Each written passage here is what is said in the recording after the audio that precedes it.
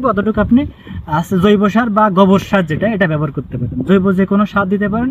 সব থেকে সহজ পদ্ধতি আছে, এভাবে সহায় দিবেন। সহায় দিয়ে আপনারা মাটিটা এইভাবে ওর উপরে দিয়ে দিবেন।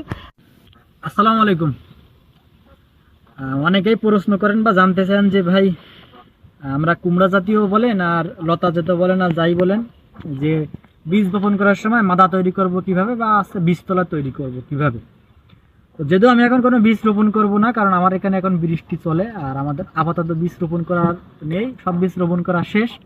আমি বাড়িতে আসার আগে আব্বু রোপণ করছে। জাস্ট আমি আপনাদের এক্সাম্পল দেখাচ্ছি যে আপনারা কিভাবে করবেন, বা উদাহরণ স্বরূপ যদি বলি আর কি, আপনারা কিভাবে বীজ রোপণ করতে পারেন। এবার কাছে আগে আমার আব্বু হচ্ছে সিমের বীজ রোপণ করছিল, তো সেখানে অটোমেটিকলি দেখতে পাচ্ছেন গাছ বেরোয় গেছে, মানে সিম থেকে গাছ হয়েছে।